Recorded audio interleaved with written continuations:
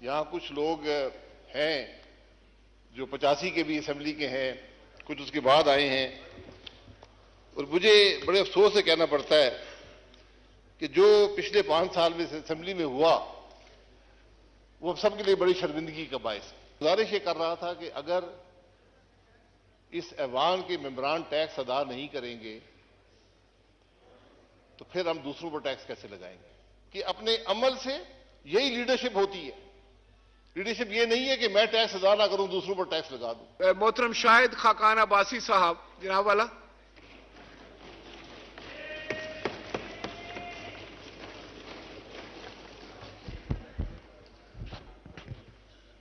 बिस्मिल्लाहिर्रहमानिर्रहीम। स्पीकर साहब बहुत शुक्रिया, मैं आपको ज्यादा वक्त नहीं लूंगा। साहब गुजारिश ये है, यहाँ कुछ लोग हैं जो 85 के भी असेंबली के हैं, कुछ उसके बाद आए हैं, और मुझे बड़े अफसोस से कहना पड़ता है कि जो पिछले 5 साल में असेंबली में हुआ वो सबके लिए बड़ी शर्मिंदगी का बायस है और हमें उससे सबक लेना चाहिए। आपके सामने यहां पर इस असेंबली के स्टाफ के हिसार में लीडर्स ऑपोजिशन ने तकरीर की, आप यहां मौजूद थे। यहां जुबान बंदी थी। मैं 5 साल में सिर्फ एक दफा 10 मिनट के लिए तकरीर कर सका।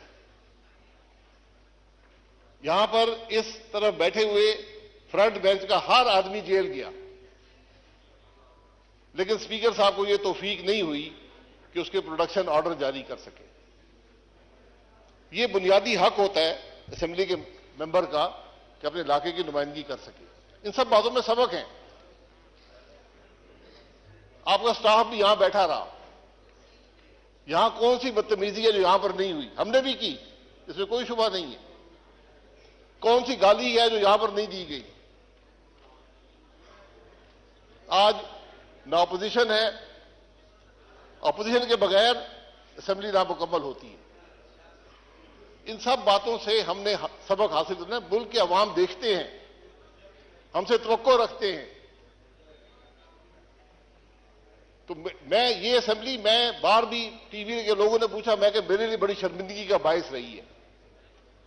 85 से हम देख रहे हैं हर असेंबली में अखलाकी कदरें, जमहूरी कदरें, पार्लिमानी रवायात जवाल पजीर हैं, लेकिन 18 से 23 तक ये जवाल इस तरह गया। ये अब हम सब की जिम्मेदारी है जो अगली दफा आएंगे कि इस असेंबली की तौकीर को बहाल करें, इसकी साख को बहाल करें, और वो हमारे अमल से होगा, बातों से नहीं होगा। असेंबली की छत पर बड़े झंडे लहराने से नहीं होगा। ये हमारी अवलीन जिम्मेदारी है। आप ये देख लें कि हमने कुछ सीखा या नहीं सीखा। इस असेंबली के आखिरी हफ्ते में मुझे नहीं पता 40 यूनिवर्सिटियों के बिल, या कोई 53 कहते हैं, कोई 40 कहते हैं, बिल यहां पर पास हुए। ये शर्मिंदगी का बायस है। हमें सोचना चाहिए कि लोग क्या सोचते होंगे,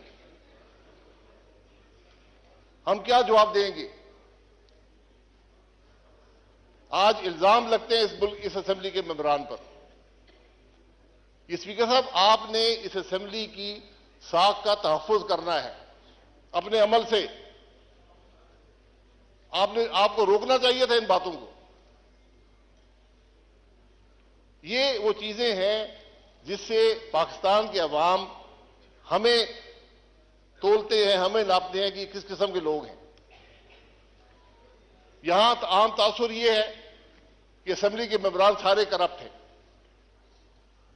लोग हमें अच्छी निगाह से नहीं देखते और हम अपने अमल से साबित करते हैं कि उनकी बात दुरुस्त है। असेंबली के मेंबर की तनख्वाह क्या है, ये आपने कभी बताया किसी को? क्यों सेक्रेटरी साहब, क्या 60,000 रुपया, क्या कितनी तनख्वाह है? वो अलाउंसेस डाल के है ना। तनख्वाह क्या है आप देख लें। तनख्वाह उससे कम है, मुझे भी तनख्वाह मिलती है, मैं जानता हूं। लोग ये समझते हैं कि ये अरबों रुपया ये लूट कर ले गए। ये वो चीजें हैं जो हमें लोगों को बतानी पड़ती हैं। क्या इस असेंबली का मेंबर अपने गाड़ी के खर्चा भी पूरा कर सकता है उस तनख्वाह से? ये सब बैठे हुए हैं। पाकिस्तान की हर असेंबली में तनख्वाह बढ़ाने की बात नहीं कर रहा, मैं एक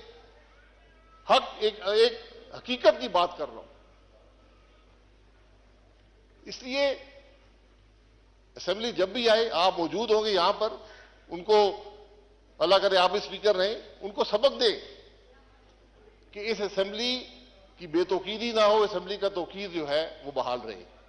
मैं पिछले स्पीकर साहब का नाम नहीं लेना चाहता, लेकिन जितना नुकसान उन्होंने इस हाउस को दिया है तारीख में किसी नहीं दी। ये बदकिस्मती है। अगर आप पे हुकूमत का दबाव हो, कुर्सी छोड़ दें। मैं उनको कहा भी, यहां खड़े होकर कहा, मैं अगर आप पर यह दबाव है कि आप बोलने ना दें अपोजिशन के मेंबरान को, तो ये कुर्सी छोड़ दें। इसमें आपकी भी इज्जत होगी, हाउस की भी इज्जत होगी। ये वो सबक है जो हमने हासिल करने हैं। मैं स्पीकर साहब ये कहूंगा, ये ऐवान जो है, ये वाहिद इदारा है मुल्क का जो अवाम पर टैक्स लगाता है। जो बोझ अवाम पर महंगाई का पड़ता है, इस इदारे से आता है। हुकूमत यहां पर बिल लेकर आती है, लेकिन यह इदारा मंजूर ना करे तो महंगाई नहीं होती। मेरा सवाल यह है कि इस मुल्क के अवाम पर टैक्स लगाने वाले खुद टैक्स देते हैं या नहीं देते? यह सवाल होना चाहिए। मैंने 13 साल नैब की अदालतों में गुजारे, आज भी नैब की अदालत से होकर आया हूं। मुझसे नैब ने हर सवाल दुनिया का किया है, एक सवाल नहीं किया कि तुम टैक्स देते हो या नहीं देते हो। करप्शन का मेयार टैक्स की अदायगी या ना अदायगी में है। अगर मैं यहां से निकलूं, करोड़ों की गाड़ी में बैठूं, लाखों के बिजली के बिल हों, लाखों के गैस के बिल हों, 10-10 मुसल्ला मेरे साथ मुलाजिम हो और मैं टैक्स अदा ना करूं, तो उनके खर्चे का पैसा।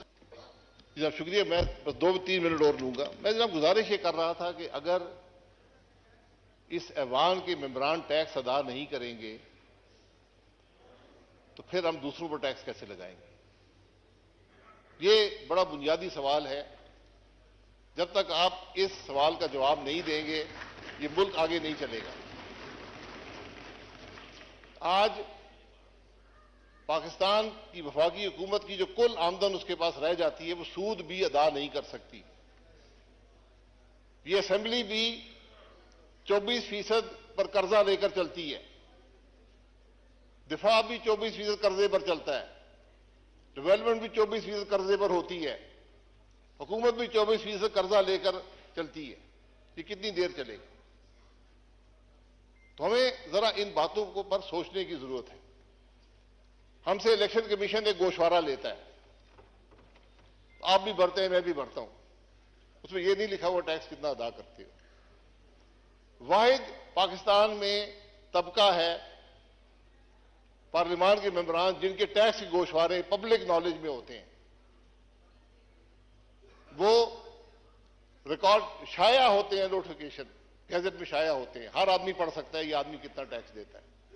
तो कोई बात ढकी छुपी नहीं है। इसलिए हम सब की जिम्मेदारी है कि अपने अमल से, यही लीडरशिप होती है। लीडरशिप ये नहीं है कि मैं टैक्स अदा ना करूं, दूसरों पर टैक्स लगा दूं। ये बातें, मैं स्पीकर साहब, बातें बड़ी लंबी हो सकती हैं। मैं आपसे गुजारिश करूंगा, इस पिछले 5 साल में जो लेजिस्लेशन हुई है इस ऐवान ने की है, उसका रिकॉर्ड मंगा लें। मैं आपको दावे से कहता हूं, एक कानून भी अवाम की सहूलत के लिए नहीं है, सब हुकूमत की सहूलत के लिए है। ये शर्मिंदगी की बात है। आज आप देख लें, यहां इंटीरियर मिनिस्टर, लाइनें लगी हुई हैं असले की परमिट लेने के लिए। क्या कोई निजाम नहीं बन सकता? एक निजाम बना दें, हर पाकिस्तानी शहरी को असला रखने की इजाजत है। नादरा का कानून आपके पास है, नादरा के कार्ड में डालें, जो मर्जी असला रखे। मैं 10 क्लैशिकों में रखना चाहता हूं, मेरी मर्जी है।